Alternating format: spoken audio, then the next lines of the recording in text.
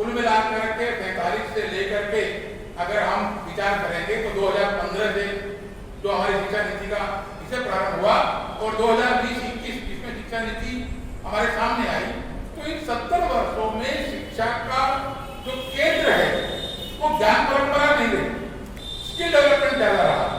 यानी केवल धनार्जन करने का माध्यम मात्र शिक्षा है, भारतीय विरासत ये नहीं है। और भी एक बात जरा मैं इसमें जोड़ना चाहता हूं कि केवल भारतीय विरासत की बात नहीं है। 1996 में जेनेवा में एक अंतरराष्ट्रीय शिक्षा सम्मेलन हुआ। प्रोफेसर टेलर्स, जिनकी रिपोर्ट की आज के समय में शिक्षा के क्षेत्र में पूरे अंतरराष्ट्रीय जगत में चर्चा है, तो प्रोफेसर टेलर ने एक रिपोर्ट प्रस्तुत की 1996 के उस अंतरराष्ट्रीय सम्मेलन में। उस रिपोर्ट के 4 पायदान थे: learning to learn, learning to do, learning to be and learning to live together. और इन चारों पायदानों को, चारों डायमेंशंस को लेकर के जो एक बात कही, जो भारतीय चिंतन का मूल आधार है और जो विश्व की संस्कृति में, विश्व की शिक्षा के दर्शन ने भी उसको टेलर ने प्रस्तुत किया, भारत को संदर्भित करते हुए, भारत को रेफरेंस देते हुए उन्होंने कहा, education must be committed to progress and rooted to culture. किसी भी देश की शिक्षा कमिटेड टू प्रोग्रेस, यानी जो जिसको लौकिक शिक्षा कहते हैं, सांसारिक शिक्षा कहते हैं, स्किल डेवलपमेंट कहते हैं, ये कमिटेड टू प्रोग्रेस, ये प्रगति की ओर लेकर के जाने वाली प्रतिबद्धता लेकर के करने वाली होनी चाहिए। परंतु रूटेड टू कल्चर, उस शिक्षा की जो जड़ें हैं वो उस देश की संस्कृति की विरासत में समाहित होनी चाहिए। अगर रूटेड टू कल्चर नहीं है तो देश की मूल संस्कृति बदल जाएगी, और कमिटेड टू प्रोग्रेस नहीं है तो वर्तमान संदर्भों में देश की प्रगति नहीं होगी। तो दोनों का कॉम्बिनेशन चाहिए। इस नाते भारतीय ज्ञान परंपरा में इन दोनों बिंदुओं को समाहित किया गया है। हमारी कमजोर जड़ें कहाँ हैं? जब भारत केंद्रित शिक्षा इसका जब हम विचार करते हैं तो हमें एक स्वोट एनालिसिस शब्द बोला जाता है। आजकल पूरे विश्व में जिसकी सर्वाधिक असेसमेंट पद्धति की चर्चा है, स्वोट के 4 भाग हैं, SWOT, एक अंतरराष्ट्रीय जो मानकीकरण पद्धति है, पूरे विश्व में जो असेसमेंट का प्रोसेस माना जाता है उसमें स्वोट एनालिसिस मूल है। एस यानी स्ट्रेंथ, हमारी शक्तियां कहाँ हैं, हमारी क्या क्या पावर है, हमारे वैशिष्ट्य क्या है, व्यक्ति के नाते से भी हमारा शारीरिक श्रम करने की इच्छा है क्या, हमारे अंदर उतना दम है क्या, हमारा स्वास्थ्य ठीक रहता है क्या, हम निरंतर परिश्रम कर सकते हैं क्या, हमारी बौद्धिक क्षमता ठीक है क्या, हम किसी भी विषय का अध्ययन करना जानते हैं क्या, किसी विषय का प्रेजेंटेशन पावर कर सकते हैं क्या, आदि आदि। ये मनुष्य की शक्तियां हैं। लेकिन स्वोट एनालिसिस में जो दूसरा शब्द है W यानी वीकनेस क्या है, हमें विचार तो बहुत से आते हैं परंतु प्रेजेंट नहीं कर सकते। शेयरिंग ऑफ आइडियाज में हमारी प्रॉब्लम होती है, दैट मींस वो हमारी वीकनेस है। केवल विचार आने से काम नहीं चलेगा, विचारों को शेयर करना, प्रेजेंट करना, चर्चा करना, संदर्भ सहित उसकी व्याख्या करना और उसके आधार पर अपनी बात को प्रेजेंट करते हुए एक्सेप्टेंस करवाना। ये विधा अगर नहीं जानते हैं तो विद्वान होने के बावजूद भी हम समाज में एक दिशा का निर्धारण नहीं करवा सकते। दैट मींस वो हमारी वीकनेस है। तो स्वोट एनालिसिस स्ट्रेंथ है, वीकनेस है, इन दोनों का जब एनालिसिस करते हैं तो अपॉर्चुनिटीज आती है। वो जो अवसर है उसे अपॉर्चुनिटी यानी अवसर। मैं जब एमएससी कर रहा था तो हमारे जो एमएससी के प्रोफेसर थे वो कहते थे कि जो अवसर होता है ना, जो अपॉर्चुनिटी होती है उसके यहाँ आगे बाल होते हैं, पीछे गंजा होता है। वो अगर आपने उसको सामने से कैच नहीं किया, सामने से ठीक से शक्ति के साथ नहीं पकड़ा, एक बार स्लिप हो गए तो पीछे पकड़ने के लिए कुछ नहीं है। मैथमेटिकल कैलकुलेशन में कहते हैं कि स्ट्रेंथ अगर प्लस होती है, वीकनेस माइनस होती है तो अपॉर्चुनिटी मल्टीप्लाई होती है, गुणित संख्या की पद्धति में बढ़ती जाती है और अंतिम जो की थ्रेड से उस पावरिंग के आधार पर, उस डिवीजन के आधार पर उस अपॉर्चुनिटी को लेते हुए वीकनेस को माइनस करना और हमारी स्ट्रेंथ को बढ़ाते करना, ये स्वोट एनालिसिस का प्रोसेस है। भारत के शिक्षा में भी हमारी कमजोर जगह कहाँ है, हमारी वीकनेसेस कहाँ है। हम अगर शिक्षा उदीयमान भारत का निर्माण करना चाहते हैं। पुरानी नींव नया निर्माण नवे की गीत में जो हम बोलते चले आ रहे हैं, तो नींव पुरानी यानी क्या? नींव पुरानी अर्थात हमारी जो सांस्कृतिक विरासत है जिसमें रूटेड टू कल्चर कहा गया, वो हमारी नींव है। लेकिन निर्माण ये लौकिक है, ये लौकिक पद्धति का कारण है, ये सांसारिक स्थितियां हैं। इसमें नवनिर्मित भवन का जो निर्माण करता है, जिसको परम वैभव नेतु नेतृत्वाश्रम कहा गया, उस परम वैभव की संकल्पना में नींव पुरानी है परंतु निर्माण नया है। उस नूतनता और पुरातनता का कॉम्बिनेशन करते समय हमें अपनी कमजोर जड़ें पहचाननी पड़ेगी।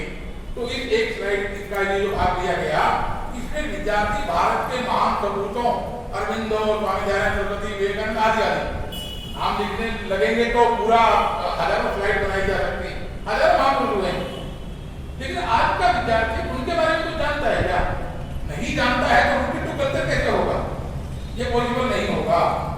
नेक्स्ट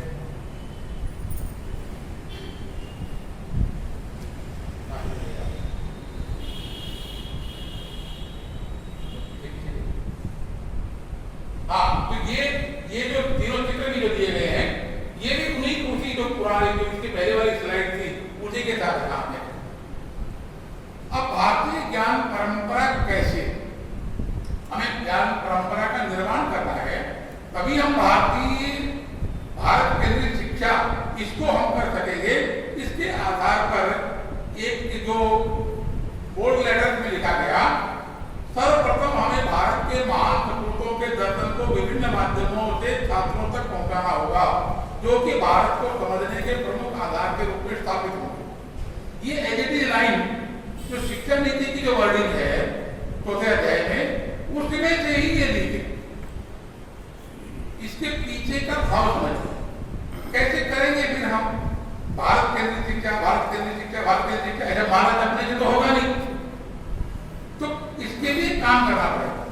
काम के तीन आधार मानेंगे। पहला आधार है दृष्टि निर्माण करना। हम जितनी भी प्रकार की चर्चाएं शिक्षा को लेकर के करते हैं, वो शिक्षा दर्शन का विषय होगा, वो मनोविज्ञान का विषय होगा, वो शिक्षा के आधार पर जो इंटेलेक्चुअल कम्युनिटी है, जो विद्वत परिषद कहलाती है, जो शिक्षा की नीतियों में छोटे छोटे प्रकार की गतिविधियां करती है, वो सभी प्रकार के इंटेलेक्चुअल कम्युनिटी का विषय होगा। उन सबके विजन को क्लियर करना पड़ेगा। ये पहला काम करना पड़ेगा। वो आवश्यकता क्या है, एग्जाम्पल देता हूं। अभी एक स्थान पर एनसीईआरटी के साथ में अपने विद्या भारती की एक टोली बैठी हुई थी दिल्ली में, और चर्चाएं हो रही थी कि भी आगे नेशनल करिकुलम फ्रेमवर्क बना है, एनसीएफ बनना है। अभी 20 दिन पहले उसकी एक स्टीयरिंग कमेटी घोषित हो गई है, संचालन समिति। उस संचालन समिति में विद्या भारती के हम 3 कार्यकर्ता भी हैं, उसमें 12 लोगों की कमेटी है, यानी 25% तो आपकी विद्या भारती ही उसमें है। तो चर्चा आई कि कैसे करना है, क्या करना है। तो बात आई कि नहीं, शिक्षा नीति का मूल फोकस पॉइंट भारत केंद्रित शिक्षा है। इस नाते से कैरिकुलम बनाते समय, पाठ्यचर्या बनाते समय, उस कैरिकुलम के आधार पर सिलेबस बनाते समय, सिलेबस के आधार पर कंटेंट बनाते समय, यानी पाठ्य सामग्री बनाते समय, और कंटेंट के आधार पर पुस्तक बनाते समय, ये जो 4 स्टेजेस रहते हैं, पहले पाठ्यचर्या बनेगी, फिर पाठ्यक्रम बनेगा, फिर पाठ्य सामग्री बनेगी, और फिर किताब तैयार होगी। फिर 5वीं बात आती है शिक्षकों का प्रशिक्षण करना, जो उस पुस्तक के मूल सेंस को ध्यान में रख करके कक्षा शिक्षण में बढ़ाएंगे। ये पूरी प्रक्रिया जो विद्वत मंडल बैठता है, उसके मस्तिष्क में कौन सा पॉइंट ध्यान में है। अगर भारत केंद्रित शिक्षा की कल्पना ध्यान में है, तो वो अकबर को कितना स्थान देना और महाराणा प्रताप को कितना स्थान देना। अभी तक के इतिहास में अकबर यानी 2 पेज और महाराणा प्रताप यानी 1 पैराग्राफ, और महाराणा प्रताप का भी जब बहुत आग्रह होता है तो ज्यादा से ज्यादा वो घास की रोटी खाने वाला जो 1% है ना, वही बताते हैं। महाराणा प्रताप का युद्ध कौशल, महाराणा प्रताप की नीतियां, भामाशाह का उतना बड़ा योगदान, और हल्दी घाटी युद्ध में इतनी बड़ी सेना को पराजित करते हुए महाराणा प्रताप की विजय, ये कुछ नहीं पढ़ाया जाता। यानी जो उनकी मूल विशेषताएं हैं जिसमें से गर्व की अनुभूति होती है, उसकी बजाय क्या पढ़ाया जाता है कि वो इतने गए बीते, इतने दयनीय, हारे हुए, थके हुए, परेशान कि अपने बच्चों को रोटी की व्यवस्था भी नहीं करते। कुल मिला करके हम क्या मैसेज देना चाहते हैं? आप आने वाली पीढ़ी को, भारतीय पीढ़ी की मात्र बात नहीं है, विश्व की कोई भी पीढ़ी जो विजयी नायक हुए हैं उनको स्वीकार करते हैं, पराजित नायक को स्वीकार नहीं करते। ये मनुष्य की सामान्य मेंटेलिटी होती है। तो हम हमारे यहाँ जिस नायक को प्रस्तावित करना चाहते हैं, क्योंकि उनके मस्तिष्क में भारत केंद्रित न होने के कारण से अकबर महान ये अगर कल्पना है विजन में, तो वो कल्पना होगी तो अकबर का वैभव, अकबर की संपन्नता, अकबर का साम्राज्य, अकबर के यहाँ कितने योद्धा से लेकर के कितने हिंदू रानियों को रखा, आदि आदि, वो उसकी वैभवता, संपन्नता, उसका वो भी कुछ सागोपांग जो उनका स्वरूप है, उसका चरित्र कितना निकृष्ट था, इसकी चर्चा नहीं आती, क्योंकि उनके मस्तिष्क में उसको महान प्रदर्शित करना ये उद्देश्य है। महाराणा प्रताप का जब आएगा तो नेचुरली जब ये पक्ष अगर नहीं देते हैं, उनका शक्ति संपन्नता से लेकर के युद्ध कौशल तक वो अगर नहीं देते हैं, तो नेचुरली आप महाराणा प्रताप को नायक के नाते से स्थापित नहीं कर सकते, और नायक के नाते से स्थापित नहीं होगा तो क्या होगा? तो वो दृष्टि जो है वो रूटेड टू कल्चर, यानी हमारे यहाँ का अध्ययन करने वाला विद्यार्थी, वो भारतीय जो नायक हैं उनके प्रति कुछ सम्मान का, गर्व का अनुभूति उसको नहीं होती। इस नाते से ये बात है कि पहली बात है ये भारतीय ज्ञान परंपरा को किस रूप से एक्सेप्ट करवाना। तो पहला विद्वत मंडल, जो विद्वान लोग जो नीति को एक प्रकार से क्रियान्वयन करने के अंदर जिनका मेजर पार्ट होता है, उनको तैयार करना है, उनकी मानसिकता को तैयार करना है और उनको संदर्भ सहित। अभी कुछ पहली बैठक में जिसकी मैं चर्चा कर रहा हूँ, एनसीएफ की जो पहली बैठक हुई 12 तारीख को, इसी 12 अक्टूबर को, तो उसमें इस प्रसंग को लेकर के आप संघ वाले हैं, आपको कहेंगे कि महाराणा प्रताप महान थे। मैंने कहा नहीं, हम संघ वाले हैं इसलिए नहीं कह रहे, इसका प्रमाण है कि आप कह रहे हैं हल्दी घाटी का युद्ध महाराणा प्रताप ने जीता, उसका प्रमाण है। एक बहुत ही अंतर्राष्ट्रीय, क्योंकि हमारे देश की गुलामी की मानसिकता के अंदर ये भी क्या हो गया, हमारे देश के किसी अगर इतिहासकार ने शोध किया है तो हम तुरंत कह देते ये संघ वाला होगा। विदेशी ने किया तो हम कहते हैं विदेशी ने किया, तो ये बात सही हो, वो विदेशी, यानी विदेशी सही होते और हम गलत होते हैं, ये हमने बचपन से मान लिया। मैं कई बार अपने मित्रों से कहता हूँ आप बाजार में पेन खरीदने के लिए जाइए और ऐसा पेन खरीदिए, तो वो पेन वाला कहता है दुकानदार देखिए क्या लिखा है, मेड इन अमेरिका लिखा है, तो मेड इन अमेरिका है ना, तो क्या हुआ भाई? नहीं तो अच्छा है, भारत से बाहर का है तो अच्छा है और भारत का है तो बेकार है। ये जो दृष्टिकोण है ये उस भारत केंद्रित के दृष्टिकोण के विपरीत है। भारत की चीज बेकार, भारत का दृष्टिकोण बेकार, भारत के नायक बेकार, भारत की मान्यताएं बेकार, भारत की सांस्कृतिक विरासत बेकार, ये जो प्रस्तावित करने का प्रयास किया गया, उस पूरी बातों को यूटर्न करना है, तब हमारी ज्ञान परंपरा ये स्थापित हो पाएगी। इस नाते से हुआ कि जो महान पुरुष जिन्होंने वास्तव में देश का नेतृत्व किया है, उनके जीवन चरित्र को कैसे समाहित करेंगे, ये पहला बात। तो उसमें आगे ये दो केवल इसमें चिन्हित करके बताए गए जिनकी शिक्षा में जिनका बड़ा योगदान रहा है। स्वामी विवेकानंद ने कहा है कि हमें ऐसी शिक्षा चाहिए जिससे चरित्र बने, मानसिक विकास हो, बुद्धि का विकास हो, दोनों अपने पैरों पर खड़ा हो। यानी पैरों पर खड़ा होने यानी सांसारिक हो गया, जो सांसारिक आवश्यकताएं हैं, रोटी कपड़ा मकान आदि आदि, और ये ऊपर की तीनों बातें चरित्र है, मानसिक विकास और बुद्धि आदि आदि, इस पुरानी सांस्कृतिक विरासत का विषय है।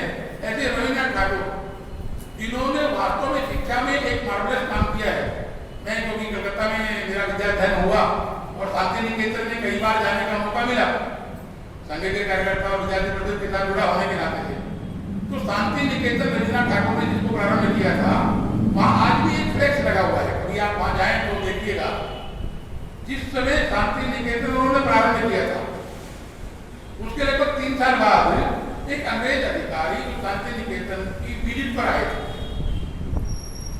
कुछ घटना का वर्णन उस फ्लैग के ऊपर लिखा हुआ, उस विजिट में क्या आया, उसमें विषय आया, देखा उन्होंने लगभग 40 विद्यार्थी, एक विद्यार्थी बड़ा गंभीरता से पुस्तक लेकर के अध्ययन कर रहा है और बाकी के 39 विद्यार्थी वो अलग अलग प्रकार की मौज मस्ती की गतिविधियां कर रहे हैं, पेड़ पर चढ़ रहे हैं, कोई गिल्ली डंडा खेल रहा है, कोई कुछ कर रहा है, कोई कुछ कर रहा है।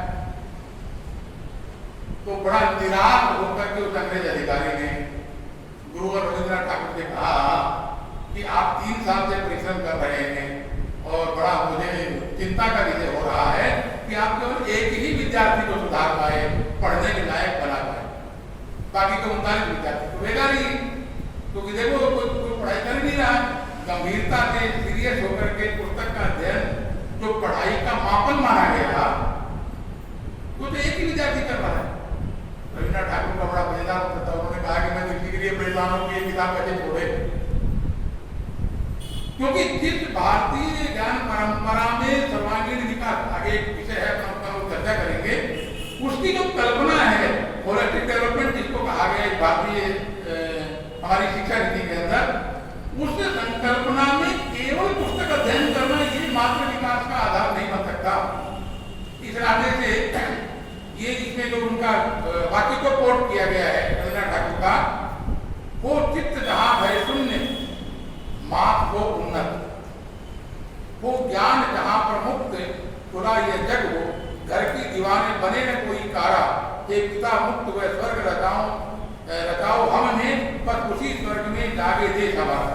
यानी उनकी जो संकल्पना थी, एक देश का निर्माण किस प्रकार का देश हो, कैसे लोग हों, कैसा विचार करने वाले लोग हों, उस आधार पर जो उन्होंने शिक्षा का एक उपक्रम प्रारंभ किया, ये दोनों संदर्भ उसी में से दिए गए हैं। अब इस पूरी परंपरा को ध्यान में रख करके इस एनईपी के अंदर नेशनल एजुकेशन पॉलिसी में चौथे खंड का जो 27वां बिंदु है, एनईपी खंड 4/27 के स्पष्ट करता है कि भारत केंद्रित ज्ञान का संदर्भ प्राचीन भारत और आधुनिक भारत के ज्ञान को समाहित करना है।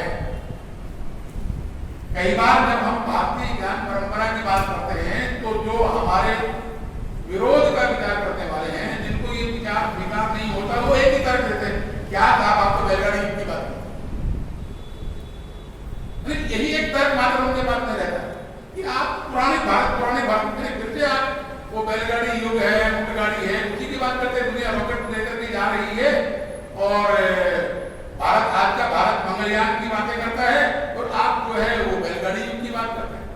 पुरानी भारत, प्राचीन भारत ये बैलगाड़ी युग का मात्र परिवर्तक नहीं है, उसी का स्वरूप मात्र नहीं है।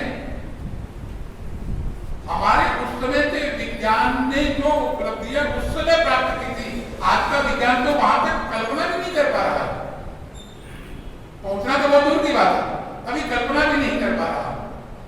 एक पिछले 15-16 साल से एक एक्सपेरिमेंट हो रहा है पृथ्वी पर। क्या एक्सपेरिमेंट हो रहा है? हम मानते हैं विज्ञान की पद्धति के आधार पर कि जो एनर्जी है वो रूपांतरित होती है, परंतु एनर्जी खत्म नहीं होती, एनर्जी कभी भी जीरो नहीं हो सकती। तो एनर्जी जीरो नहीं हो सकती, रूपांतरित होती है। और हम बोल रहे हैं, आप सुन रहे हैं, ये भी एक एनर्जी है, इसकी भी वेवलेंथ तरंगे हैं। एक व्यक्ति के मुंह से बोले हुए शब्द श्रोताओं के कान तक पहुंचते हैं तो कौन से माध्यम से? उन तरंगों के माध्यम से। वो तरंगे एक एनर्जी है, एक ऊर्जा है, कभी भी समाप्त नहीं होती। वो वायुमंडल में, परिवेश में किसी न किसी रूप में वो एनर्जी विद्यमान रहती है। भगवान कृष्ण ने गीता गाई, एक तो कृष्ण हुए ही नहीं ऐसा मिथ कहने वाले लोग हैं, और अगर हम ये कहते हैं कि कृष्ण हुए और महाभारत का युद्ध भी हुआ और कृष्ण ने गीता गाई और अर्जुन और कृष्ण का गीता में संवाद हुआ, ये सब अगर हुआ है तो उसकी एनर्जी तो बनी।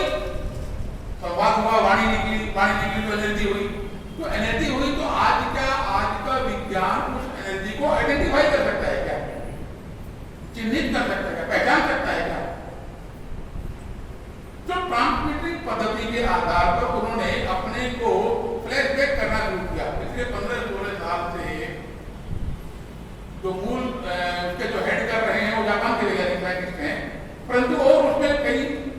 के एक 10-12 लोगों का ग्रुप है, वो अध्ययन कर रहा है 16 साल हो। आज वो ये कह रहे हैं कि हम उस समय की जो कालखंड था, क्योंकि हमारे यहाँ तो युगा को बोलते हैं 5123 साल पहले, तो उस कालखंड के अनुसार उन्होंने अपने उस साइंटिफिक प्रोसेस को पीछे लेकर के गए और आइडेंटिफाई किया कि हम उस समय की, क्योंकि 18 अक्षौहिणी सेना कौरव और पांडवों की, उसके बीच में खड़ा हुआ अर्जुन का रथ और उसमें कृष्ण और अर्जुन का संवाद, हम उस वाइब्रेशन तक पहुंच गए, उस स्पंदन तक पहुंच गए हैं। लेकिन एक्चुअल में कृष्ण की ये आवाज थी, उसको आइडेंटिफाई करना ये थोड़ा अभी शेष है। अर्थात आज का विज्ञान जिसके पास तक पहुंचने की बात के लिए इतने वर्षों से प्रयासरत है, उस समय के विज्ञान में आज जिसको हम ट्रांसमिशन कहते हैं या ऑनलाइन एजुकेशन इस समय हम लोगों ने की ना, एक स्थान पर बैठ करके एक आचार्य अपना विषय प्रस्तुत कर रहा है और 50 विद्यार्थी उसका अध्ययन कर रहे हैं। तो आखिर संजय के द्वारा जो अभिव्यक्त किया गया युद्ध का वर्णन किया गया वो क्या था? हम कह सकते हैं आध्यात्मिक शक्ति की जो भी थी, आंखें मिली वगैरह वगैरह, लेकिन साइंटिफिक प्रोसेस में वो कोई ना कोई ऐसी यांत्रिक क्रियाएं थी जिसके आधार पर संजय उस युद्ध का वर्णन कर पाया। तो भारत केंद्रीय शिक्षा कहने का तात्पर्य बैलगाड़ी युग नहीं। भारत केंद्रीय शिक्षा के अंदर हमारा जो उस समय का विज्ञान है वो सब उसमें समाहित है। आज का विज्ञान इसके साथ पहुंचने में उसको समय लगेगा। इस रास्ते में जो एक शब्द बोला गया, वास्तुकला, चिकित्सा, कृषि, इंजीनियरिंग, भाषा विज्ञान, साहित्य, खेल, शासन, राजनीति, संरक्षण, ये आदि आदि जितने हमारे वैशिष्ट हुए हैं, इन सबको पाठ्यक्रम में समाहित करना। भारत केंद्रीय शिक्षा का जब विषय आएगा तो कक्षा 1 से लेकर के, और अब तो ईसीजी भी आ गया है, नहीं जो शिशु वाटिका में अरुण कक्षा कहते हैं, उससे लेकर के और केजी टू पीजी जो अंग्रेजी में शब्द प्रयोग किया जाता है, तो केजी से पीजी तक इन सभी प्रकार के पाठ्यक्रमों में हमारे उस पौराणिक विज्ञान का, साहित्य का, कलाओं का, वो जो चीजें हुई हैं उनका समावेशन आधुनिक संदर्भ को कोरिलेट करते हुए, दोनों बातें, आज का जो वर्तमान आधुनिक संदर्भ है उसको उसके साथ कोरिलेट करना है, लिंकअप करना है, परंतु मूल स्रोत वहां से निकलता है। अभी मेरे एक बहुत अच्छे मित्र हैं, मैं एमएससी करने के बाद पीएचडी करने